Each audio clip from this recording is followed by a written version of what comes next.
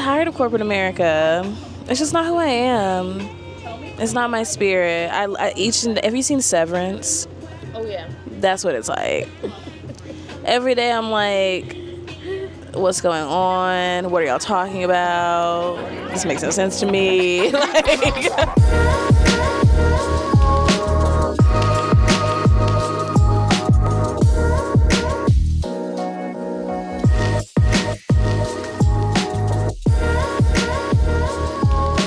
My name is Kirsten Coe McWhite.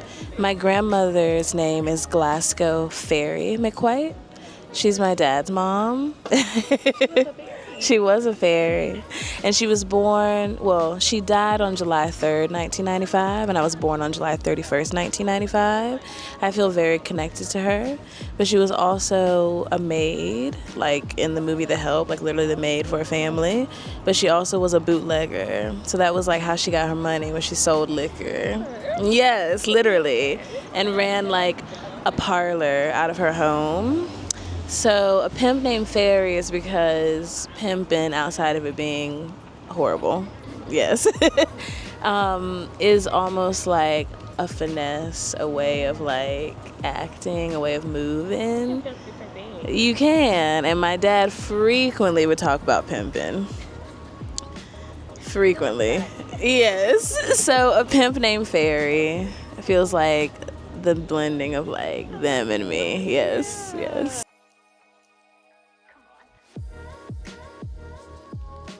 I've always been a creative. I was a dancer, a ballet dancer for a long time. Yes, and like I was always like making things as a kid.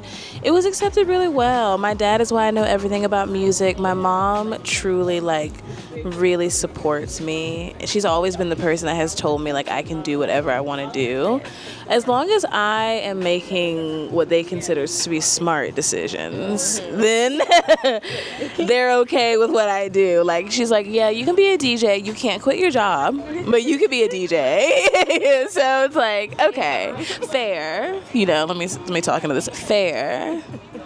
So, you know, I teeter though. Like they know that I'm like, I really don't want to do this 9 to 5 anymore. And they're like, Kirsten, I understand that you want to be an artist, but you do need to go to the dentist. So we pull it together. And I'm like, okay. So that's basically it. Exactly. Yes. And they're like, if you can do it and you can support yourself, do your thing, girl. But yeah, they support me. They love me. They're very sweet. But I've been in corporate America since I started working. I'm 29 now. I started working. Yes, I'm turning 30 at the end of July. I'm so excited. I've only been getting better as I've been getting older, and it feels better. I'm like, it does feel better. Of course, it comes with the new things. I feel like the old things leave, the new things come.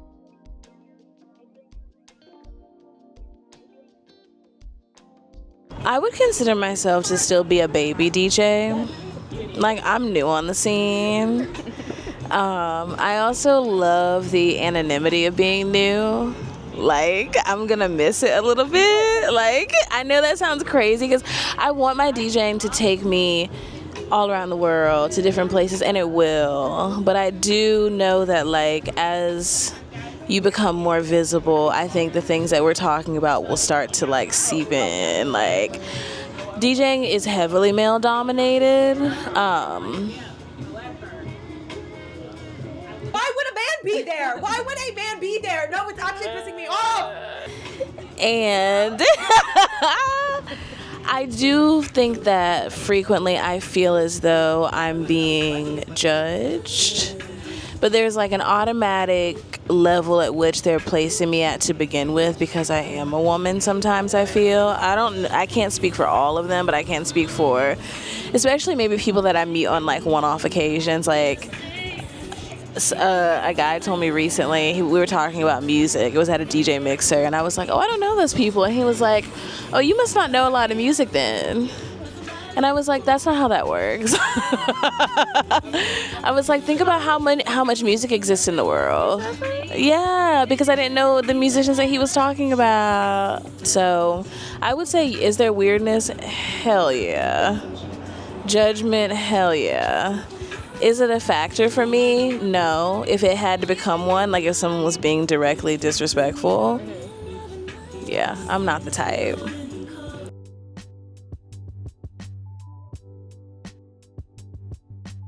When I first moved here with Bigums, my roommate Brayley, we were like, yeah, she's my best friend, my roommate. Like, we were just going around the city following DJs because, like, we didn't really know, like, what the scene was here for going out. So we were going to, like, Edgewood, East Atlanta Village, going to, what's that place that closed down? It became Crybaby, Reverie, the VR bar. Did you ever go there? No, but I know what you're talking about. Yeah, and, like, we started, like, seeing, like, DJ events were like really the thing, and like both of us love music, so we were like, okay, sick, like we live in a city now, we're gonna start doing this is so fun for us, we love live music.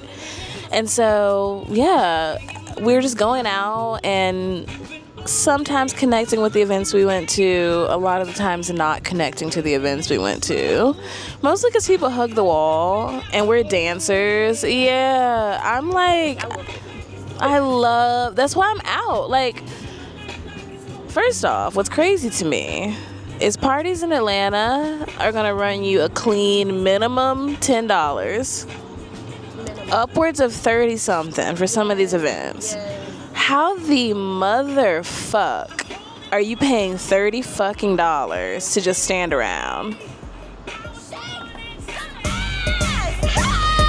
That literally makes no sense to me.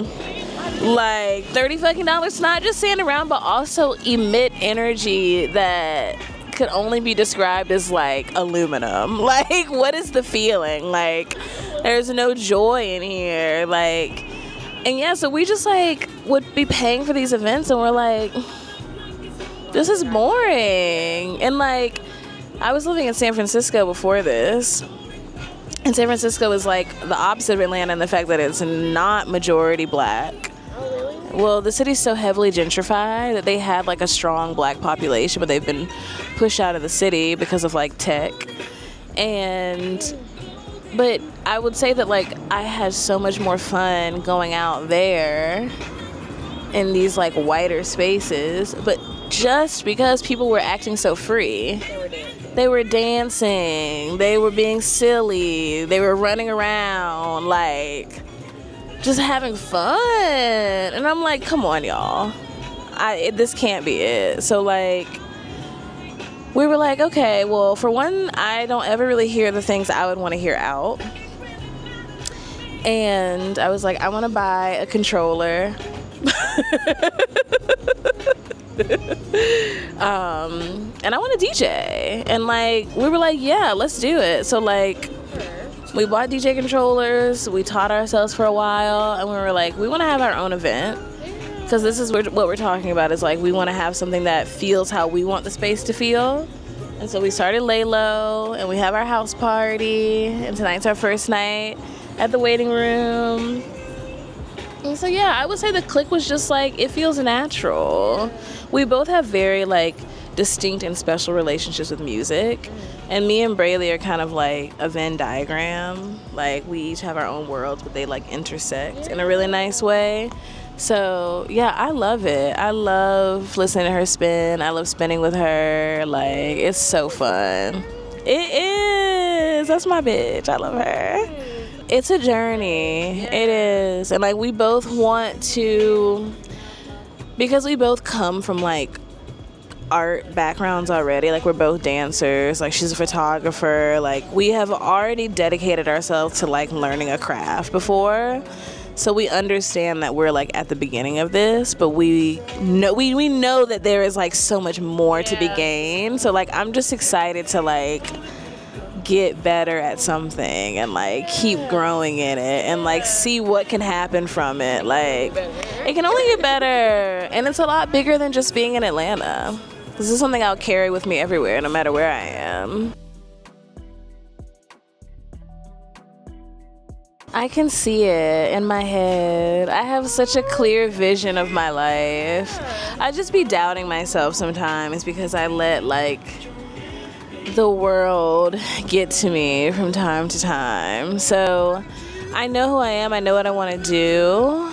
I have like big grand. I'm such like a fantasy dreamy person. So like, yeah, it's like I can see it. It's just about like me not being afraid to show myself. I feel so strongly that people are put here for a reason. I'm a purpose-driven person. I don't believe that people are just here for no reason. I don't believe there's anybody that's just here for no reason. I think that is just the sad reality that because of bigotry and systemic oppression all over the world, that people aren't able to realize their true potential because they're stuck in survival mode. Exactly. And it's actually super cruel because there's so many people that could probably be so many incredible things, but they never even get to realize it in themselves. And I feel very lucky because I've already seen myself complete so many iterations like of my life already. Like I went to school, I have 3 degrees, I've lived in 3 countries. So like I've been like, yeah, and all of those things truly were not my passion. So I'm like, okay, you did all those things because, you know, I had parents' expectations of me. Also, though, like, I was like, all right, I need to go to school, get me something because I need to have a little bag. What would happen if I actually did what I like to do? And it's like, the feeling is just like, for myself, I feel like I'm not even ready. Like, with the background I have and with the creativity that I possess, I feel very capable of doing everything that I want to do. So that's what keeps me grounded, because I'm like, you have a purpose and there's a reason why you're here, and you just have to stay aligned on your path and keep pushing forward.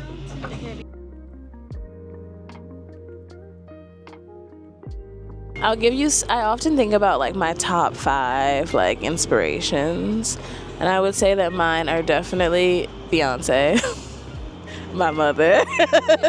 Yes. As a performer, it's so funny because, I'm sorry, I'm going to tell a small story. Braylee and I were watching videos of the Pussycat Dolls last night. Just like, we like to watch like throwback like girl group things, and we're like, and what was bothering us the most was at their live show, they had been on stage for like 30 minutes and hadn't done an outfit change.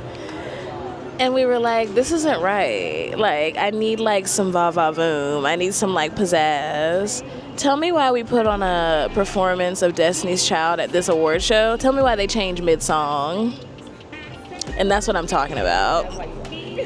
Yes, like I want cunt. And like, You have the money to do it. I need you to do it. Listen, like they like stopped mid-song, had a dance break, came back, brand new fit. I love it's silly. It's just like I'm gonna do it because I'm gonna do it, but I'm also gonna like do it. And that's when you're gagged. And I love that. So, that. This may be crazy, but like, would you ever do a wardrobe change, like during a set? Yeah. I would do a wardrobe change at this party. I've been doing wardrobe changes in my everyday life. Yeah. When the energy shifts, the wardrobe shifts. Like, for sure. And you just gave me an idea. I need to have one at my birthday party. Noted. Because don't let something be from like 8 to 2, right before midnight change. It's a new day. Yeah, I'm just like, why not? Free will. Like, let's go. I used to do outfit changes in high school. Really? Different pair of clothes in the backpack. Yeah. Why? Because I just need to. I just feel it, you know? But yes, I would. Okay, you said my sound. Okay, I said Beyonce, Erykah Badu, who I am obsessed with, Parliament Funkadelic, Maxwell, who I love. I love Maxwell. Yeah, big inspiration. Maxwell is like an alt boy before we understood what like alternative boy. He's always was like a little like different, and I really, and he fine. And there's a band from Atlanta actually called Mother's Finest.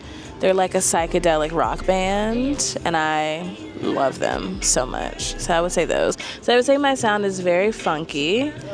It's very instrument heavy. I love live music. I love bands. I love tempo. I'm all over the place. I'm still learning my sound so much. Like probably. I think I listened to like a set the other day from like August of last year, and I was like, it's improved so much. Did you say it? No.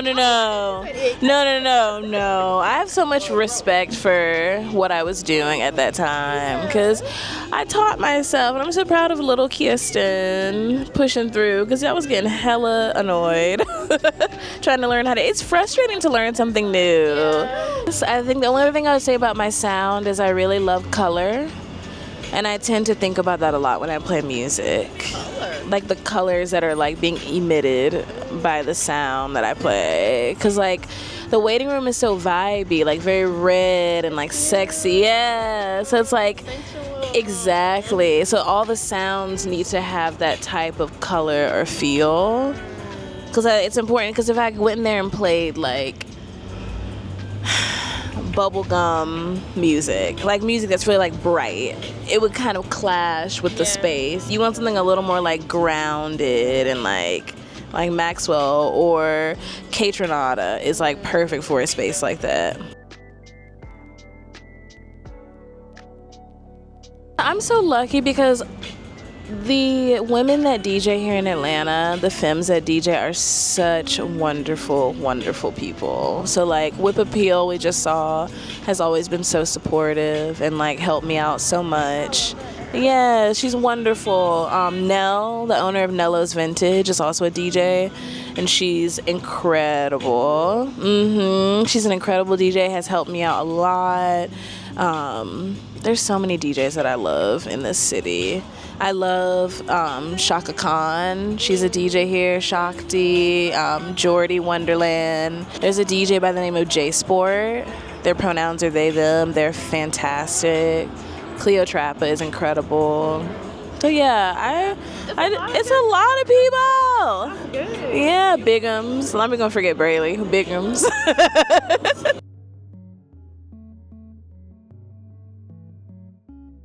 I think my best set thus far was I did a set for Shrugs ATL, and I really enjoyed that set. I just could feel it. I was very calm. And everything was just kind of like flowing and blending into each other, and I was like, ooh, yes.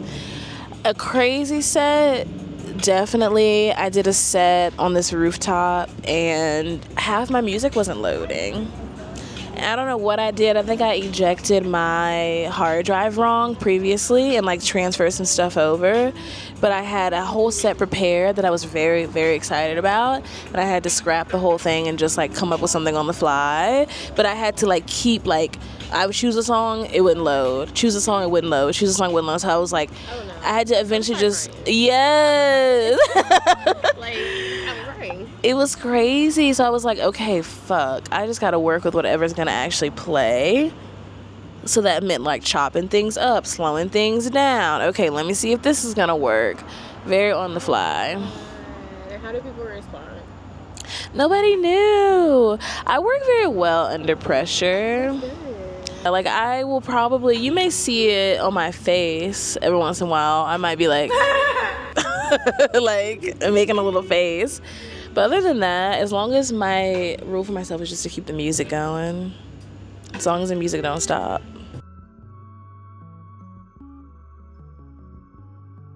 My dream stage is anything in nature. There's this cool YouTube channel that I cannot remember the name of, that they take DJs to these like vast remote locations. So they had like, you know, FKJ. they had him doing like a live set in Bolivia at the Salt Flats. So the Salt Flats in Bolivia, I don't know what it is about the salt levels in like the terrain, but it makes it look completely reflective. So the sky is mirrored, so it looks like you're standing on the sky. So as the sun sets, it like all mirrors each other. It's so beautiful. You should watch it. It's sick. Or they had like Disclosure in like New Zealand in this like beautiful mountainside with like waterfalls. Like that's what I want to do. And I really want to DJ. There's a day in Paris called Fête de la Musique, and it's like one day in the city where they shut down the whole city, and there's like music everywhere, and I want to DJ that one year. But I just want to DJ everywhere and anywhere.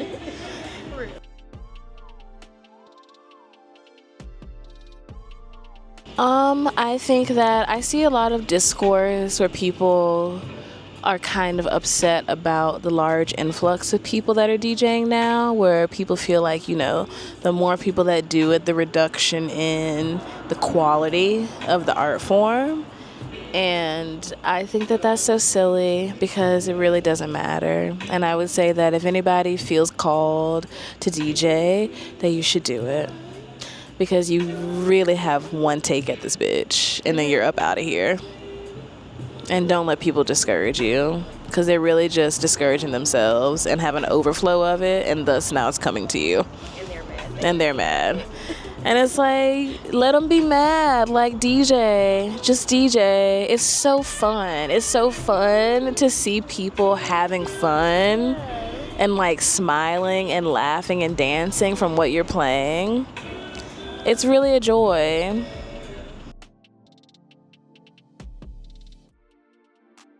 It feels special. Thank you so much for asking me. It feels so special. Yeah, I don't have people interviewing me often, so I don't. First of many, yes. But this was very enjoyable. You're great at interviewing. It's very natural. Yeah. We probably would have talked for longer if I didn't have to like... I'm like, it's something other things I just have. Like, yeah, we can have a part 2. Yes, for sure. Yes. A Pimp Named Fairy is eclectic, free, southern,